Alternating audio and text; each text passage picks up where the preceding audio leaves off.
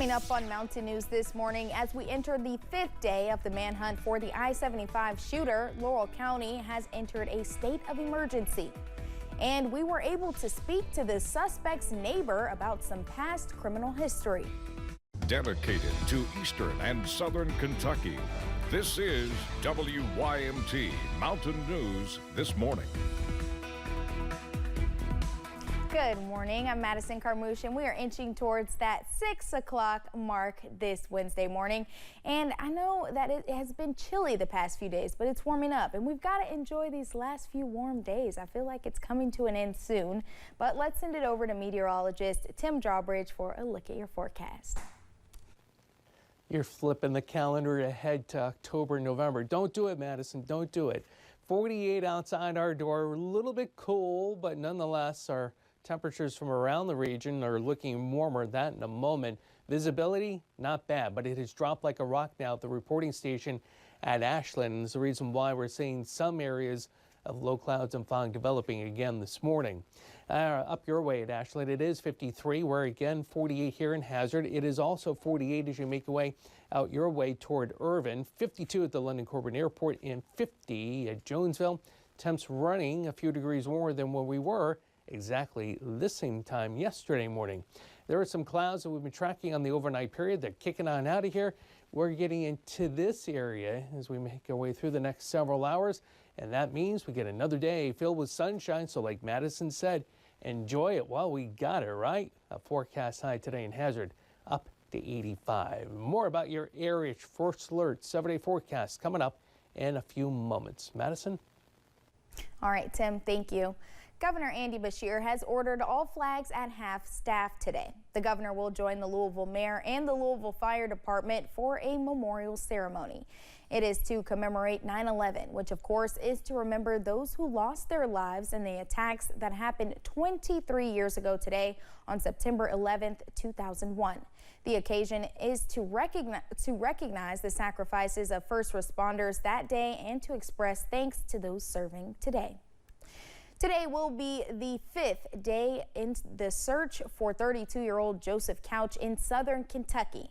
Authorities believe he is the gunman who shot into 12 cars on I-75, leaving 5 people with serious injuries. Grayson Passmore has the latest on the search out of Laurel County.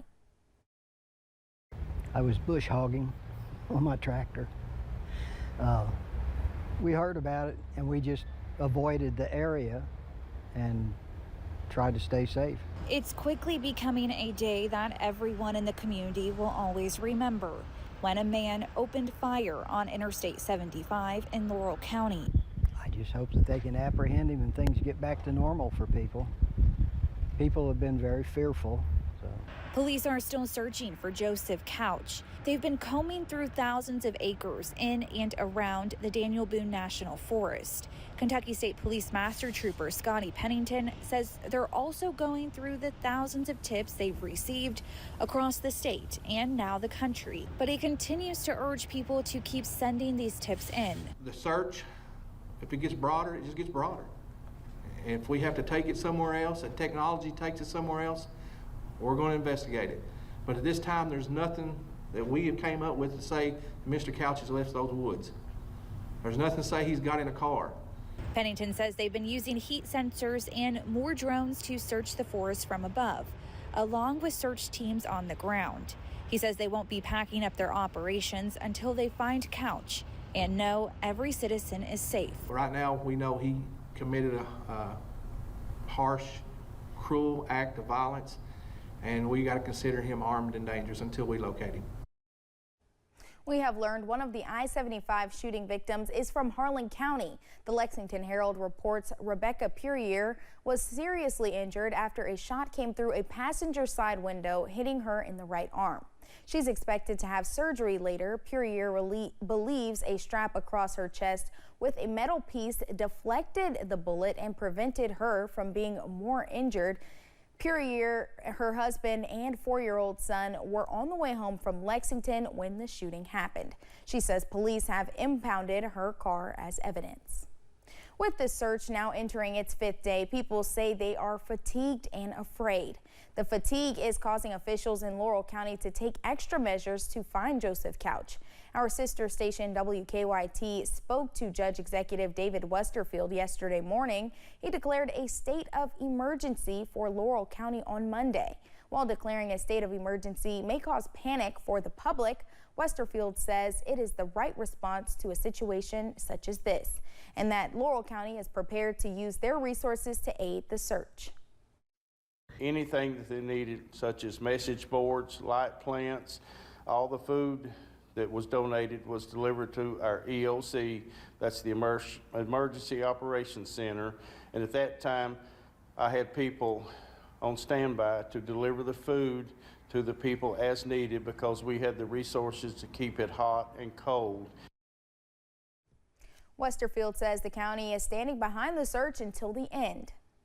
We know Couch did serve some time in jail earlier this year. He was arrested after his neighbor swore out a warrant against him. That neighbor says it was over a threat, and he's talking to us about what took place.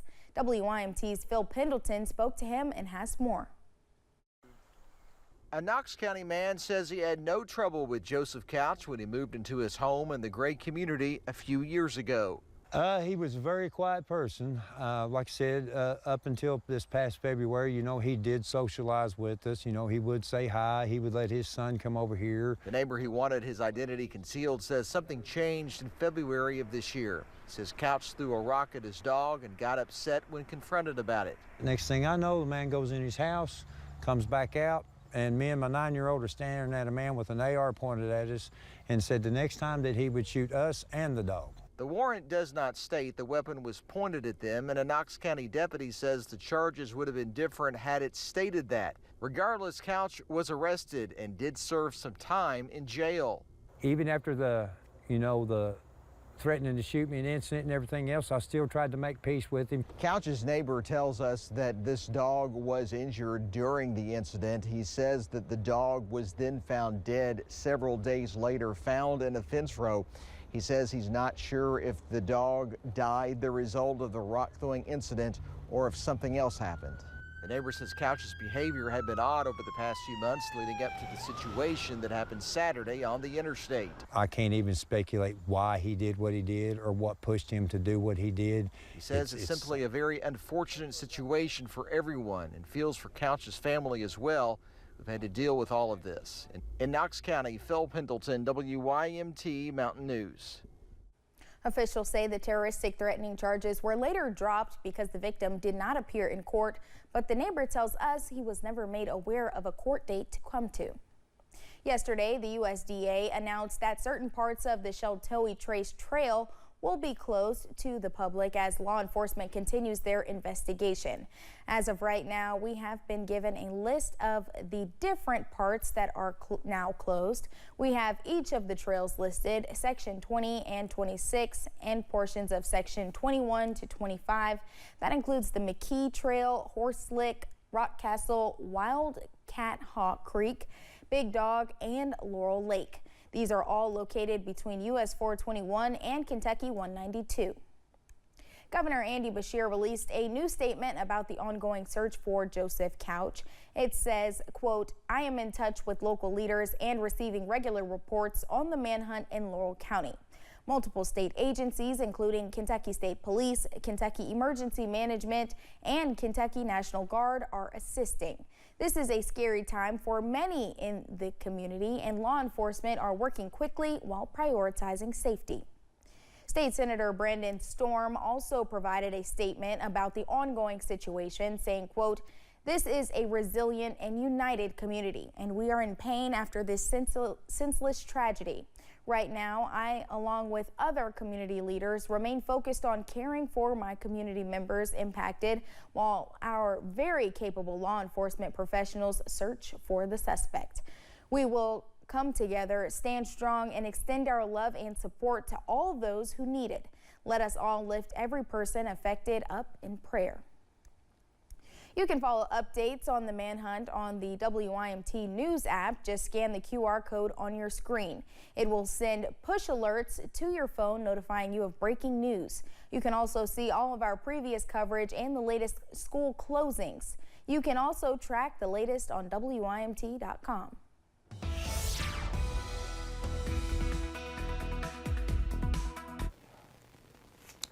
Good Wednesday morning to you, 6:08. We got the fringe effects of Francine right now pushing into northern portions of Louisiana, southern Mississippi, southern Alabama. Cloud cover issues trying to be thrown up our way, but nonetheless, we're going to get into this area today. That is good news because you know why? We get back into the sunshine again today. That's always good news, right? Some low clouds and fog trying to develop. It's 48. We'll warm up quick as we have done so the last few days. Lunch hour mid-70s, topping out at 85 on the drive home. And needless to say, outdoor for football and soccer today. Make sure you got the hydration thing going. Not as high as it was a couple of weeks ago, but always a good idea when temps get into the 80s. Good idea anyhow. More about the ARH First Alert 7-day forecast and Francine coming up in a few moments. Madison? All right, Tim, thank you. Yesterday in Hazard, officials gathered to celebrate the opening of a Safe Haven baby box. The box is located on the side of the Hazard Fire Department downtown. It is there for mothers in crisis to safely surrender their newborns and remain anonymous. Assistant Project Coordinator Mariah Betts describes the process for parents using the box. So all a mother has to do is simply walk up to the baby box, open up the door, place their unharmed infant into the baby box, shut the door, walk away. There'll be no questions asked. Betts says after the infant is placed in the box, the fire department will recover the baby and take it to the hospital. There are about 40 baby boxes across Kentucky now. Another one was just placed in Pikeville. Thanks for joining us on Mountain News this morning. More news is on the way. Harris and Trump both claimed victory in their first presidential debate. A recap of the matchup.